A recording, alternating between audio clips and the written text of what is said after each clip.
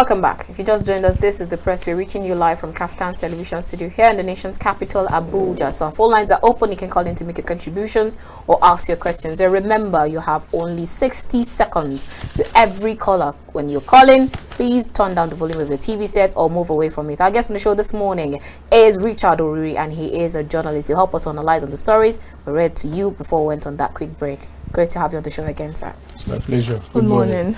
Good morning. All right, quite a number of stories making the round, but we'll start with the Nigerian pilot, and then we're still following the story with regards to Adamawa supplementary elections. And then a lot of people will say by now you should have stopped talking about it, but then new development keeps unfolding. And we saw yesterday that Governor Fintiri has gone to pick up his certificate of return, and then some other people also picked up theirs, and he's saying he vowed to prosecute the security officials involved in the electoral heist. Also, you have Tinubu, still on the Nigerian pilot, says Tinubu wants police to fully investigate Adamawa political crisis. But then on the flip side, you have federal government explaining why President Muhammadu Buhari did not intervene in Binani's travail, which is part of his political party. So in all of this, with all of this development that keeps unfolding, you have a lot of people saying I would prosecute on behalf of the INEC, and then INEC saying that no, other people should prosecute. What are your thoughts on everything? Good morning, Nigerians. Good morning, Annabel, Sandra. The issue of Binani and Fintiri, what happened in Adamawa. Initially, when I heard the news that Binani won the governorship election in Adamawa, I was so happy. But at the long run, I was ashamed of myself. Happy in the sense that for a woman, for the first time in the history of Nigeria, for a woman to have won election to the #1 seat of a state, to become the first elected governor of a democratic state like Nigeria. I was so happy for gender balancing and for democratic process that is improving in the country, because before, women self, they don't even come out at all to participate in politics, especially in the north. But today, because of the process that is improving, democratic process that is improving in the country, seeing women making ways in various governmental offices, I was happy. But at the end, when I held the other side of the story, I was ashamed of myself, and so embarrassing to all of us who are Democrats in the country and Africa as a whole, as a developing nation. What actually happened there, like the elected president have said that police, the IG, should go in fully to investigating what happened. I see that as a very good step, but has investigation in Nigeria solved any problem? Once it happened this way, that is the way they go, by saying that it should be investigated. Should be investigated. None of the report from any investigation in Nigeria has helped us, and they can come in that way. Presidency saying their own, why Buhari was silent over what happened in Adamawa. It would have been a very terrible situation, especially to INEC, because the just concluded national election, both presidential, National Assembly election, Nigerians are still asking questions from different angles. And this rerun election again in Adamawa, coming up with this scenario, it's a clear, very serious slap on the faces of Nigerians. And I believe by what the elected governor of Adamawa State have said, he is the one who have the right to prosecute, because the crime was committed in his state, and they will not take the prosecution outside the state to another place for prosecution. it will be done in Adamawa. And if there is going to be any investigation, it's the CP of Adamawa State that will investigate it. But I pray, yes, I think the CP that was involved in the same issue has been transferred from Adamawa. It's a new CP now that is in Adamawa State. And I pray that esprit de corps did not come in as in to cover up the crime committed by the former CP in Adamawa State. If they will come up with a clean slate of investigation, I think Nigerians will be very happy, because what happened there, if you look at it very critically, you will see that a lot of things went under the bridge. And maybe some powerful political gladiators were behind Binane, and some other powerful political gladiators were behind Fintiri. So it was a fight between two different camps. And you know, Atiku is a strong gladiator in Adamawa State. In his presidential election, he won in Adamawa, and some other elections, even National Assembly elections, they won clearly in Adamawa State. And they're coming now to say they want to take the state from his hand. It will be difficult. They tried, but taking it was like a coup, a civilian coup. To all of us that have seen what happened in Adamawa State, it was like a civilian coup. And if it is allowed to just go like that, we will not have majority of us will not have belief and trust in the democratic process that we are all praying that it should keep improving in the country. So were you expecting any comment or anything from the president in regards to what was going on in Adamawa State? Because a lot of people expected something from him, and for some reasons he kept mum. So do you think this is in regard to the fact that INEC is an independent body and he felt that they would have been able to settle their issues, or just one of those times where he chose to not react? INEC, independent or not independent, the I in the independency of INEC, I think for long now is not existing. The independency in INEC, I don't think it exists. If you look at INEC very well, you will see that the commission has been politicized over the years.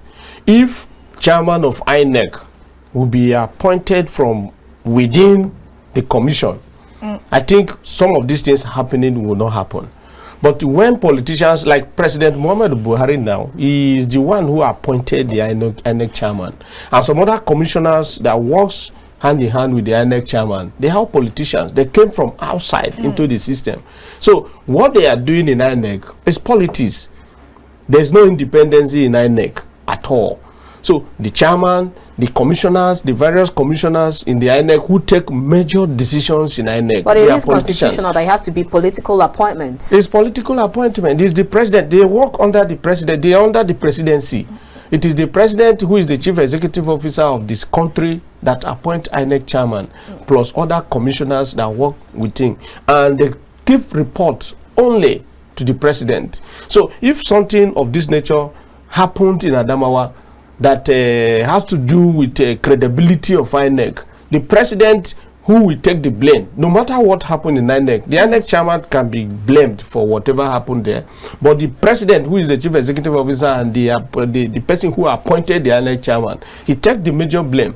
It's not an individual responsibility. It's not a collective responsibility matter in democracy. It's an individual responsibility. Whatever happened in any sector, any agency at all in the country, the president takes responsibility. So negative or positive, the president have the blame. Right. So he should have come out openly to tell Nigerians, or to take major decisions concerning what happened in Adamawa State. For him to have kept mute, I think he didn't do well. All right, so before we leave this story, I'm going to ask you two questions, and I'd like you to respond to them in one breath. Now, first is the SDP governorship candidate, that's Dr. Umar Ado in Adamawa State, came out to say that both parties should be allowed to go because of this, like you called it, coup that happened in the state. Do you actually agree to that, his pronouncement? That's one on the side. And then secondly, you talked about the fact that the CP of that state has been transferred, and then a new CP you have a new kid in the block.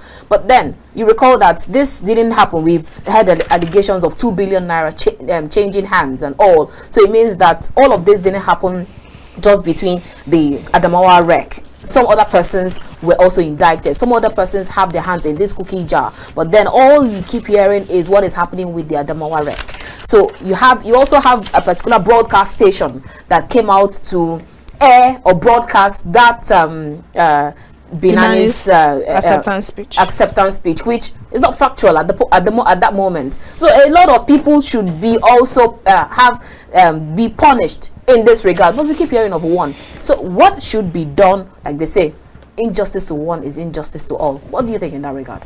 The investigation have to be holistic, because if you look very critically on what happened in Adamawa, you will see clearly that it was a planned deal.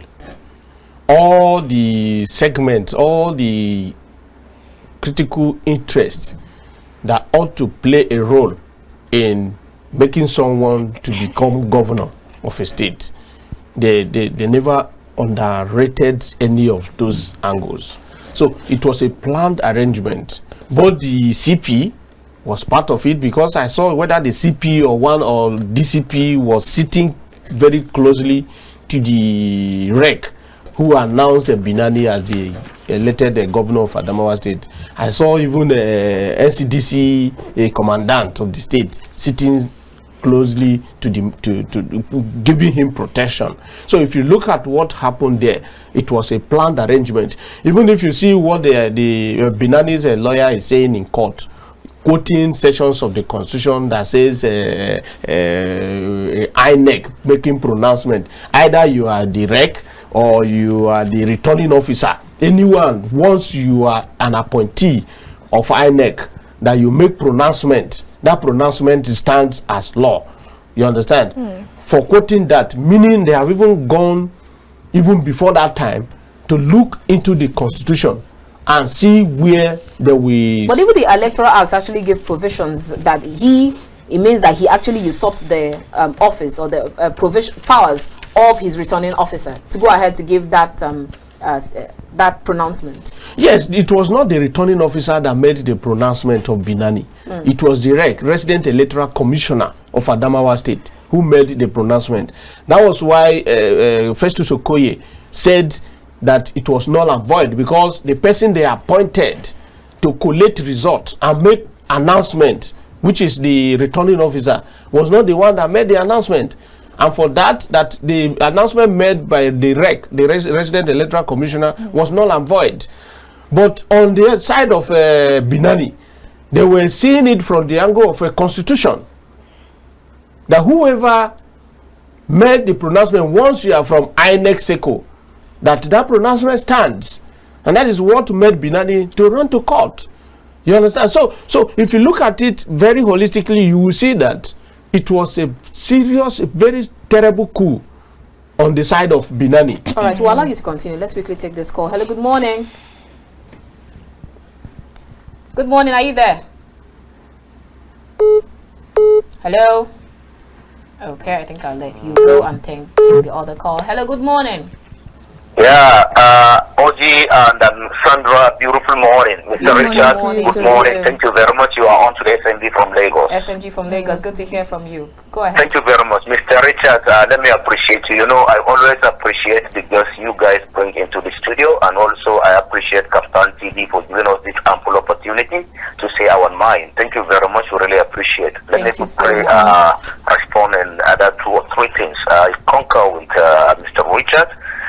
By saying this is a civilian coup. Sincerely speaking, the political brouhaha that is going on in Adamawa State, believing me, is an organized crime. And when we say organized crime, it means many people must be involved. So the only way out is to make sure that there is a serious and very strong panel of inquiry, not only the police. It has to involve the critical stakeholders in the state. Even if the Emirate Council has to be involved, because we're talking about human lives. Something has to be done. There must be punishment on this issue. If we let this go, believing me, we don't know what will happen next, which we don't pray for. That's my own side on this issue. Secondly, we are #1 rice producer in our continent. But today, Orji and Sandra and Mr. Richards to buy local rice in our homes, it has become something terrible. And that's going to 200% again. Wow, what happened? You understand my point? Upon all the Anko Borrower scheme, the ASME loan, and so on and so forth. Where the pyramid rice we have in Abuja? What is going on? Lastly, about Kaduna, 1,266 people killed, 4,973 kidnapped in 16 months. Among these figures, 1,052 I think they were killed in 2022, which Madam Nasru El Rufai in the security report that was on the 2nd February mentioned that he wants federal government to establish theater commands in in Northwest. You understand my point? Today, no any issue about this theater command. We are not talking about people that were killed in Kedi. We are not talking about people that were killed in Zamfara. We're not talking about people that were killed in Katsina State. We're not talking about people that were killed in Sokoto. We're not talking about people that were killed in Anambra, Enugu, and so on and so forth. Remember, just of recent, area commandant was killed in the home of Mr. President. At that very day, his convoy were attacked. For how long shall we remain in this present predicament? That is my question. All right, thank you so much. Thank you very much. I remain SMG from Lagos. SMG from Lagos, thank you so much for your contribution. Hello, good morning. Hello, good morning, Annabel. Good morning, sir. It's great to hear from you. Tell us your name and where you're calling us from. Hi, exactly. This is Hakim calling from Lagos. Great to hear from you, Hakim from Lagos. How is Lagos today? Annabel, Lagos is fantastic. Awesome. Go ahead. You have 60 seconds. Okay, thank you so much. Let me first comment the three of you because all of you, including the analysts, you are looking gorgeous. How do I even say it? Thank you so much, Hakim from Lagos. Okay. Thank you. So, my comment over that Adamawa election, honestly, that Adamawa election is shameful the way it happens. Because for that rec to come and announce with just mere paper, I don't think that is right. That is one. Then, secondly, about the Mr. President, we know our president doesn't really respond so quickly to issues, but at this very moment, I don't think in my own understanding, Mr. President should not be that blamed because Mr. President should not involve just so immediately. The fact that he appoints the INEC chairman doesn't give him the power to do the work of the INEC chairman. I think if we get this right so well. So that is that on that aspect. Then for the president-elect to say that the issue should be properly investigated by the police, well, it might not be wrong in that aspect because we should not go into conclusion with the wrongdoing of the APC, that is Jenani or whatever you call that woman, because let me not say APC, that rec for his announcement because it's very, very wrong. But if I thought there is a reason for him to have done that, because anything can happen in politics. Because probably maybe some result or votes are being hijacked from somewhere, then he rushed to go out, but he's doing it wrongly. So we need a proper investigation to know what actually led to that. Then finally, the issue of Kaduna State, I still kept saying whenever I call here, you see, Nigeria, I still think we still need constitutional conference. This issue of Kaduna State is not big, and it's more of religion and a little bit of tribe. So we need to know how to live together. Constitutional conference is very vital. Whoever even is the president that's coming, we still have to sit down. We don't have any other way out of it. Thank you so much. Thank you so much, Akin, calling us from Lagos. We always appreciate your call. Please land on your thoughts. What you said initially concerning bribery of over 2 billion naira. Alleged. I held something like that too. That what made the rec to come behind them and made the pronouncement was that the people from Abuja, that is the returning officer, and one other person again who is either the second in command in charge of the election, that when they went, the governor hosted them and bribed them with about 1.5 billion naira. 1.5 billion naira, that out of the 1.5 billion naira, he gave them 500 million each and told them that after the election, if they make the pronounce, they announce him, he will give them the balance of 500 million. Maybe the REC must have done this because he was silent and wanted to spoil their rice, their gari. You get my point? So many things, just like if the last caller said, a lot went wrong, and too many people were involved in this coup. I always tag it as a coup. It was a coup, civilian coup. No gun was used, but it was a coup. But I thank God that they failed. How can somebody come with ordinary piece of paper and made pronouncement that so person won election? Just the vote of that person was what he announced. It was a very wrong thing. You talk about SDP presidential candidate Dr. Aldo. Dr. Aldo's candidate. No, he was the governorship candidate of SDP. Dr. Aldo, the angle he's coming from, he might be right, he might be wrong, but to say both APC and PDP should be thrown out of the race completely, I don't think it has gone to that at all, because all the political parties that contested the election, the masses, that is the voters of Adamawa, it was their right to choose who they want, and they have casted their vote on the persons they want. Nobody is contesting this vote yet, but the right person who won the election should be announced. That was what Nigerians were saying. So that it has happened this way, both PDP and APC should be thrown out. I don't think it's like that, because most of these things happening, you will take the major blame to politicians.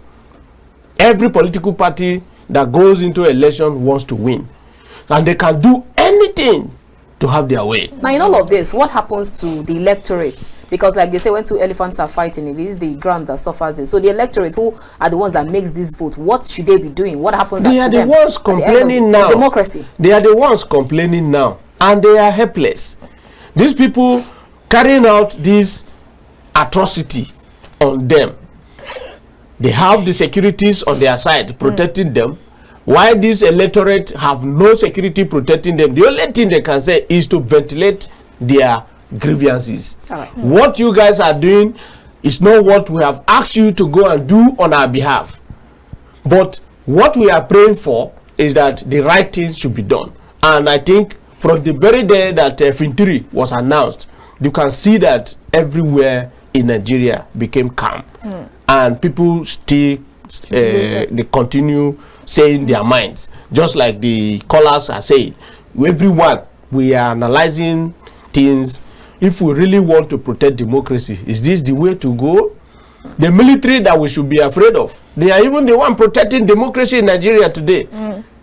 We have done a lot of things that will give the military the right to take over power in Nigeria, but they refuse. They're the one protecting democracy. We civilians in Nigeria, we are abusing democracy to a point that ordinarily military should take over, because there are too many other countries within African region here that military have been taking over power. There's what we call contagious effect, a military strategy. So if what happened here, if it happened here and nothing happened, it can happen here. So they would have picked from what has happened in other country and take over power in Nigeria. But we have not seen that. So we civilians in Nigeria, we should try our best to still protect this democracy, because it's the best. All right. I believe that a lot of stories will still unfold from what's happened in Adamawa State, and we hope we'll get to analyze more of that in future.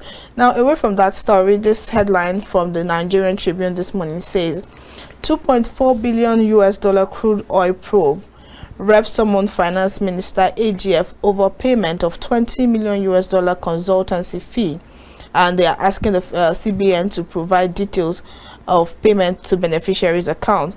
But then the chairman of the ad hoc committee in charge of the case is saying that they are disappointed by in the actions of the AGF because of his lack of cooperation and lack of cooperation for the Ministry of Finance in regarding the situation. The lawmakers are angry about this particular situation. So I'm going to ask first, what are your thoughts on this particular situation? And then the fact that a lot of people tend to ignore the lawmakers and the assembly because you have been summoned several times and you're not showing up. What should have, or what do you think should be the next action for this kind of disregard? All right, please, let's just hold your thought before you go ahead. Let's quickly take this call. Good morning. Good morning. Good morning to you, sir. Tell us your name and where you're calling us from. Yes. My name is Mr. Balagana.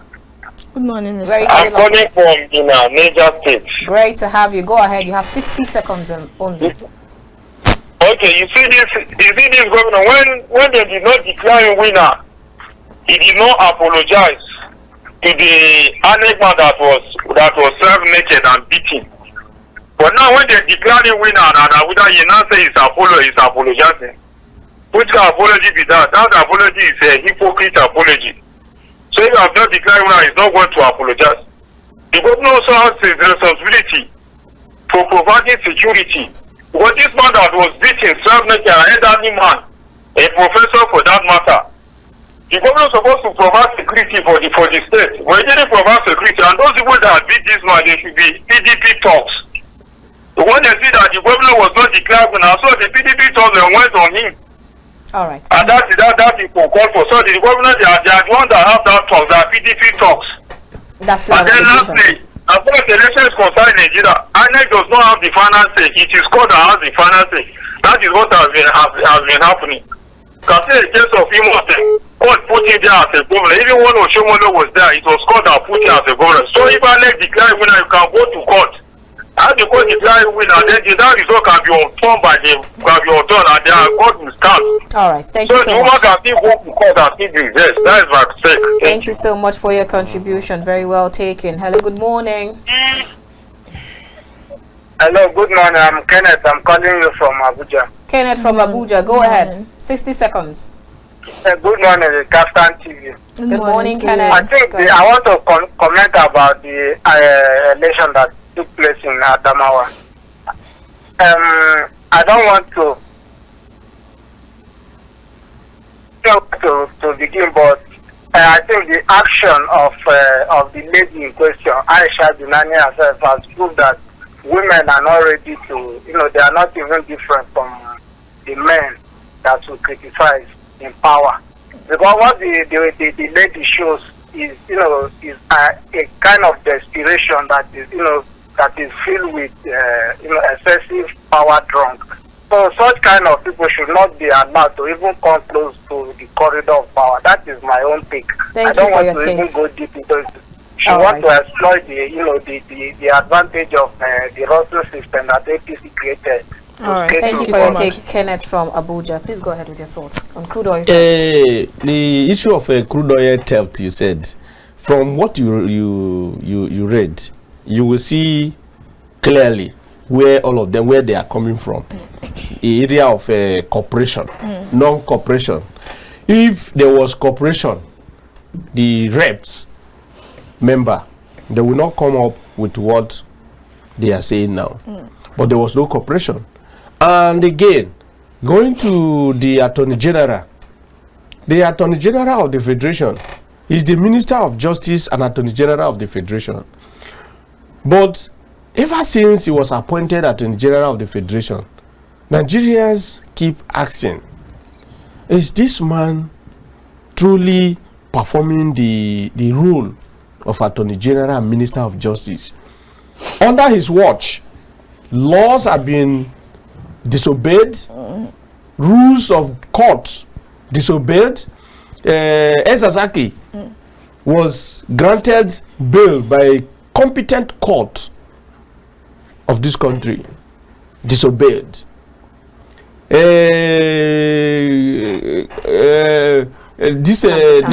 Nnamdi Kanu was granted bail by a competent court of law of this country, disobeyed.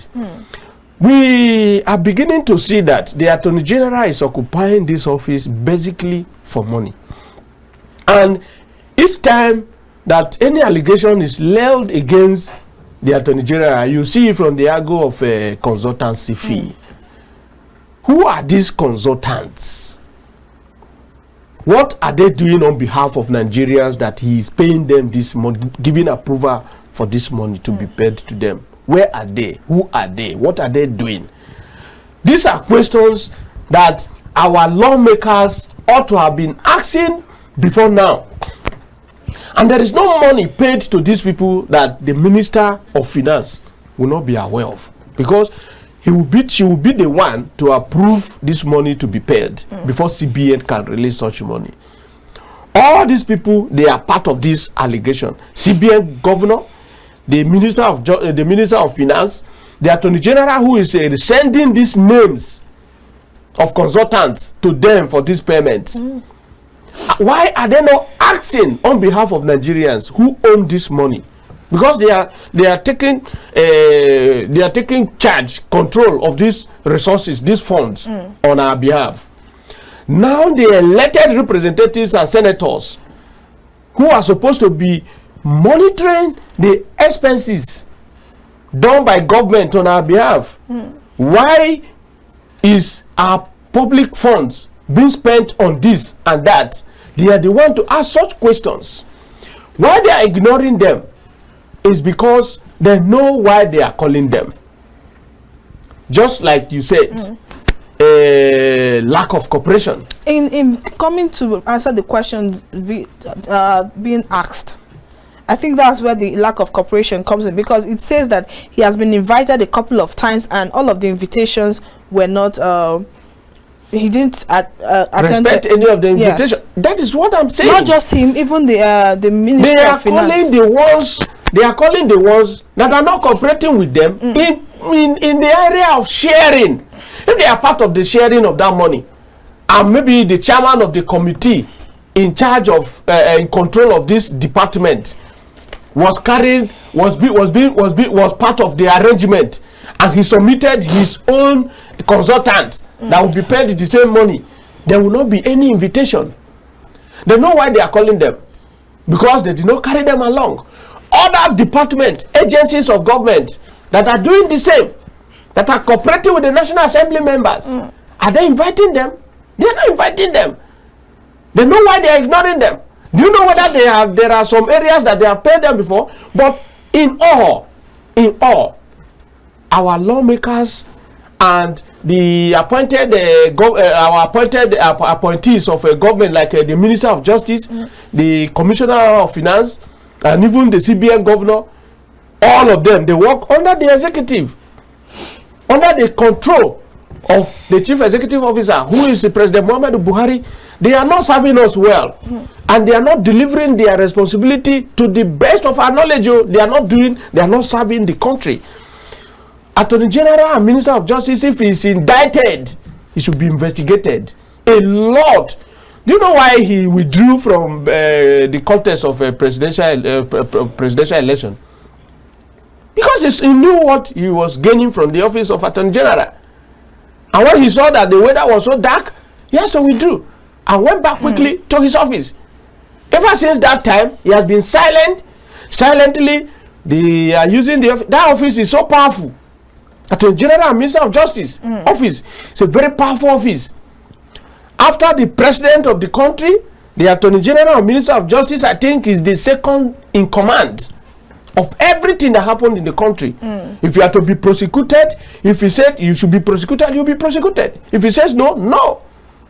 Any advice you give to any ministry, you take it. If you don't take it, you might be sacked by the President. It's the Attorney General and Minister of Justice. So that is why there is no ministry, no agency. As we speak now, the Attorney General and Minister of Justice office, EFCC, is directly under his control. Okay. Why are there no prosecution of high-profile personalities in the country?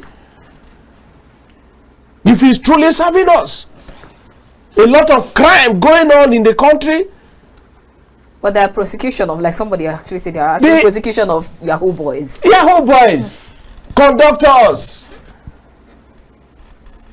My sister, what is going on in the country is so terrible that until we have a government, a president that will be decisive, president that will not see politics as the reason he's in office, but governance.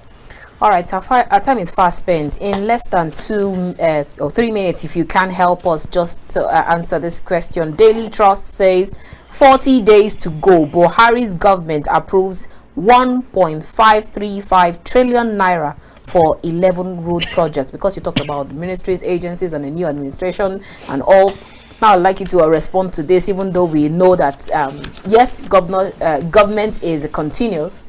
Is continuous rather, and then but in Nigeria sometimes a reverse be the case. When you have change of leadership, another administration comes and said, okay, I don't understand this and this, so we sweep it away and then continue. But now you have 11 projects being approved at the tune of 1.535 trillion naira. Nobody will question them. Is that the first? What about the $800 million US subsidy palliative? We call it kill and go is what they are doing, and nobody will question them. And to their own glory and mercy, the person taking over is still from their party. So you think it will continue? There will be no prosecution, there will be no investigation, nothing will happen to them. Don't you think it will continue? And go. That is what they are doing. Don't you think this project will continue? These 11 projects, they will continue to undertake them? They will make little approval for those projects, but 70 to 80% of that money approved will be released and stolen. That is the assurance. It will 70 to 80% of the money approved by the president will be released, and the Minister of Finance will approve, will release the money. CBN governor will pay the money, and but you don't have any evidence, so you can't give us an assurance. Stolen. It's kill and go. What they are doing now, they are looting the country, they are making the country dry. Okay. 8 years. This is just to tell you that for these 8 years, before Nigerians were saying that Abacha's government was the highest, the most corrupt government in Nigeria. Some were saying IBB. But this government, 2015 to 2023, the worst corrupt government ever in the history of this country. And from the beginning of this country, from military era, 1960 to date, IBB government still my best government until another good government comes. IBB government stand the best government in Nigeria that are provided for the welfare and good governance of this country. But don't you think the president also tried in his own way to fight corruption? Let's take into consideration the Naira redesign. That is the worst. Naira redesign, have they achieved their aim? Where is the Naira redesigned? Are you seeing it? We are still using the old currency. They did that, all the money approved for the redesigning of that Naira. They have approved it, released, and eaten. And nobody is questioning them. And we have not seen the new Naira redesigned, and the government is going. Where are these monies released for the redesigning of this Naira? They ended up succeeded in putting Nigerians into very serious suffering for over how many months? Just about 2 or 3 months within this election period that this thing came up. Nigerians suffered. So all we have been seeing in the past 8 years, in the past 7 years, and is suffering. But we pray that the incoming administration change our story. That's a fine place to leave the conversation. Thank you so much, Richard Oriri, journalist. It's a pleasure having this talk with you. It's my pleasure. Thank you so much for coming on the program. All right, viewers, that's where we draw the curtain on this segment of the show as we move straight to